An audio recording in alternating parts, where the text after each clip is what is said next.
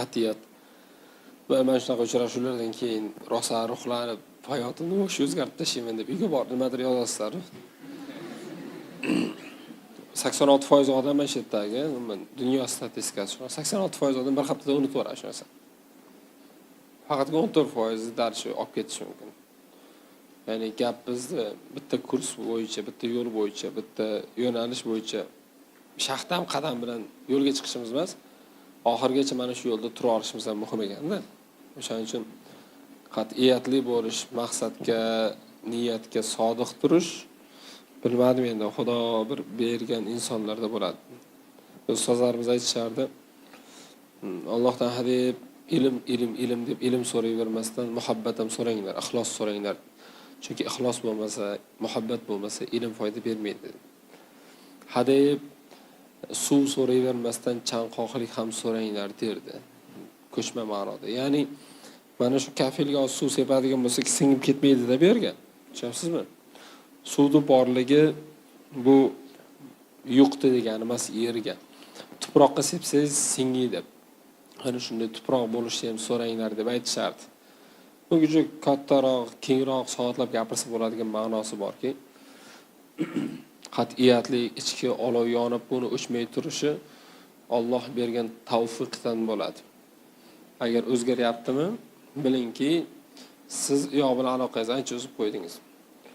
Ya'ni biz endi mo'min musulmonlarni turishimiz, yo'limiz shu. Biz iymon keltirgandan keyin mana shu tarafdan ishlaydi qoida. Ateist yo boshqalarda boshqa tarafdan ishlash mumkin qoida. Ertaga so'ralishimizda mana shunaqa ajralib turadi farqli. Ya'ni aytishingiz mumkin, hozir kimdir o'yladi, nimaga Tomas Edison 10 ming martalik yig'ib turib, to'kirib oxirlamishgan chiqardi. U musulmon bo'lmagan-ku. Xuddi shunaqa son mingta case bor musulmonlarda ham. Xo'p, qaytamiz. Ya'ni qalb, yaqinda qalb haqida ertalab gapirdik. Qalb ignani ustiga tuxumni qo'yasiz-ku, xuddi shunaqa muvozanatda turadigan, sal og'sa og'ib ketadigan, juda tez o'zgaruvchi narsa-da. Tajvidda iqlob degan qoida bor. Ya'ni boshqa harfga aylanish. O'sha aylanib, almashib turadigan narsa degan qalb juda tez o'zgaradi. O'shaning uchun payg'ambarimiz alayhisolamdan eng ko'p qilgan duolari qaysi deyilganda aytgan ekanlarki, shu Allohumma ya muqallibal qulub sabbit qalbi ala dinik degan. Ya'ni ey qalblarni o'zgartirib, aylantirib, almashtirib turuvchi zot, qalbimda diningda sobit qilgin degan.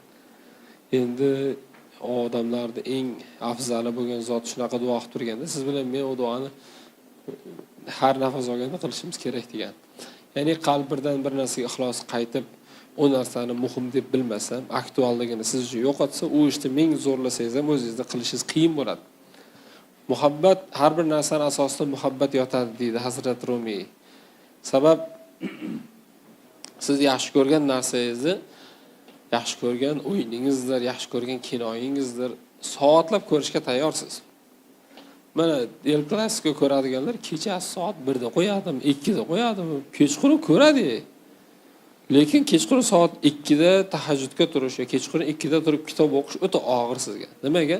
Bunga nisbatan muhabbatingiz va ixlosingizdan El Clasico'ni kuchliroq. Tushundingizmi? Nimaga muhabbat qo'ygansiz, nimaga ixlos qo'ygansiz, ayni o'sha narsa siz uchun osonlashadi. Shuning uchun rus tilida zubrit degan so'z bor, ya'ni miyaga bir narsani tiqishtirib, qoqib joylashtirish, ya'ni sharlatib ma'nosini tushunmasdan turib o'qib yodlashni zubrit deydi adashmasam. O'shanaqa qilib o'qiyotganlar va orangizda qaysidir fan, qaysidir ilmda o'zini qiynab majburlikdan, ota-onasi aytganda yo biror bir kimga taqlid qilib. Men aytardim, Allohdan ko'p muhabbat va ixlos so'rang hozirdan. Agar Xudo sizga ixlos va muhabbat bermasa, juda qiyin bo'ladi. Einsteyndan so'raganman o'sha nisbiylik nazariyasini. Tushuntirib bering deganda zo'r tushuntirgan. Ya'ni siz bir juda ham yaxshi ko'rgan insoningiz oldida o'tirib suhbatlashsangiz, soatlar ham soniyada o'tib ketadi, juda tez. Lekin qizdirilgan yog' solingan tovani ustida o'tirsangiz deydi, sizga sekundlar ham asrdek uzoq tuyuladi deydi. O'shaning uchun bizni nafsimizga yoqadigan ishlarni qilishimiz oson bo'lar ekan, nafsimizga yoqmaydigan ishlarni qilishimiz qiyin bo'lar ekan. Biz nafsimizni nimaga nastroyga qilayotganimizga qarashimiz kerak. Tushunasizmi? O'shaning uchun inson atrofidagi odamlar qanaqa bo'lsa, o'shanga moyilligi oshib ketishi, o'sha odamlarda shu qiliqlarni ko'rishi yoki shu fazilatlarni ko'rishi, o'sha yaxshidir, yomondir habits, odatlarni ko'rishi ko'z orqali, quloq orqali, 5 ta sezgi organi orqali siz aqlingizga ma'lumot qabul qilasiz va o'sha narsani qancha ko'p ko'rsangiz, buni odatiy narsa deb qabul qilasiz va o'shanga moyillik uyg'onadi.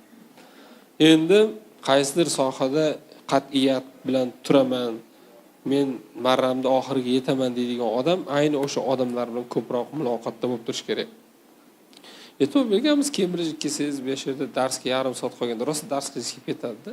Shu yerda rosa bir barakali dars qilasiz, darsdan keyin bir chiroyli. Uyga borganda yolg'iz o'zingiz qolasizda, sal dangasaro bo'lib qolasiz. Odamni tafsir odam oladi-da. Mana aura degan narsa bor narsa. Mana shu zo'r muhit, do'stona muhit, bu yerdagi fayz. Ahad Quli aka Xol Muhammad o'g'lini ko'pchilik tanisa kerak. Savdogarlar ustozi degan kitobni yozgan odam. O'sha kishini uyiga borganimda o'tirganimizda Muhammad Alijon shu o'zimiz maza qilib gaplashadigan gaplardan gaplashaylik.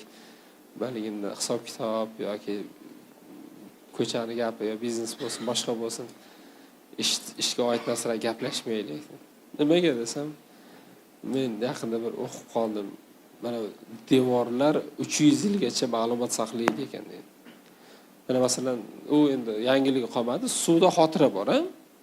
Suv haligi suvning pamyati bor, ya'ni qayerda oqib o'tgan bo'lsa yoki qayerdan o'tgan bo'lsa, o'sha o'zida xotira saqlab qoladi.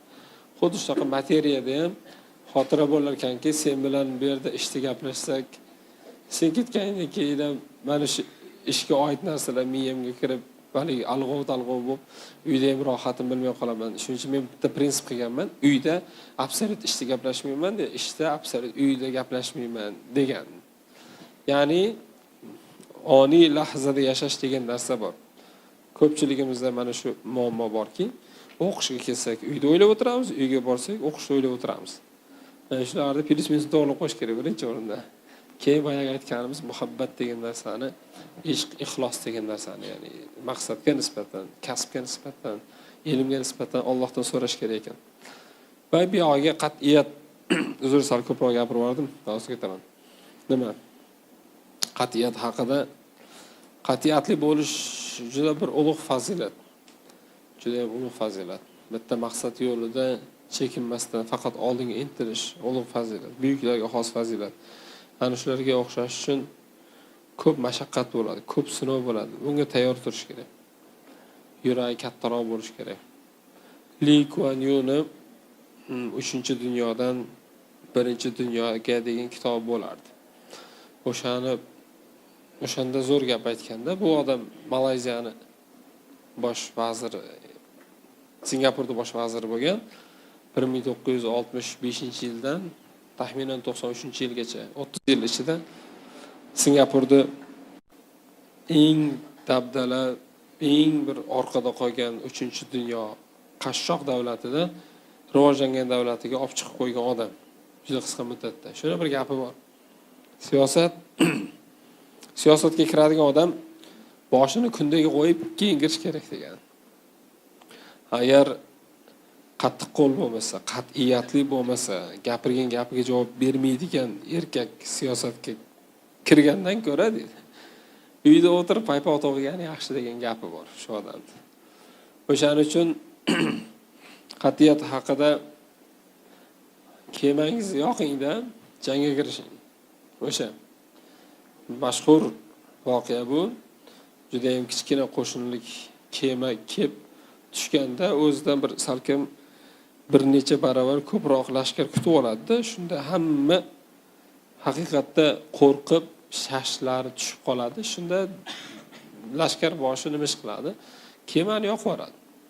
Chunki bilib turibdi, bu yoqda kemaga yetib borguncha bular to'kib tashlaydi bularni. Kamondan orqaga qarab qochsa bo'ldi, kamondan otadi, to'kib tashlaydi.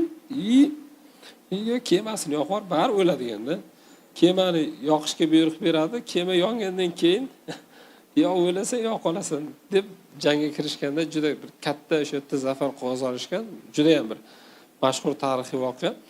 Ya'ni bu ehtimol majoziydir. Qaysidir bir musulmon lashkarda bo'lganini men bir eshitdim buni. Har xil versiyasi bor. Nima bo'lgan taqdirda ham bu majoziy bir qiyos oladigan bo'lsak, hayotda qaror qabul qildingizmi? B bilan, S bilan, G bilan deb turib, mabodo ishlamay qolsachi deb turib, hali muvaffaqiyatga erishmasdan turib siz yutqizishni o'ylamang hech qachon. Kecha hozir gaplashib kelayotgandik Anvar Rahmat domla bilan, Misrlik ustozimiz keldi dedi. Sizlarda rosa oq mashinalar ko'p ekan-a dedi. Oq mashina rosa ko'p ekan-a dedi. Ikkita sababi, birinchisi ob-havomiz, ikkinchisi biznikilar olishdan, minishdan oldin sotishni o'ylaydi. Oq yaxshi ketadi, sotganimda qiynalmayman deb, o'sha sotish niyatida oladi-da. Bir maza qilib minish niyatida emas. O'shaning uchun siz harakatga kirishdan avval niyatingiz mana unaqa bo'lib qolsachi deb o'ta qo'rqib qilmasam deb 50 harakat qilmasdan inshaalloh juda bir katta shijoat bilan harakat qilish kerak. Hammasi yaxshi bo'ladi. Yaxshi gumonda Alloh inshaalloh men bilan birga bo'ladi. Zafar qozonaman. Inshaalloh maqsadimga erishaman. Yuzim yorug' bo'ladi. Ota-onamni yuzini yorug' qilaman deb bosib harakat qilaverasiz. Shuni aytib qo'ymoqchi edim. Rahmat.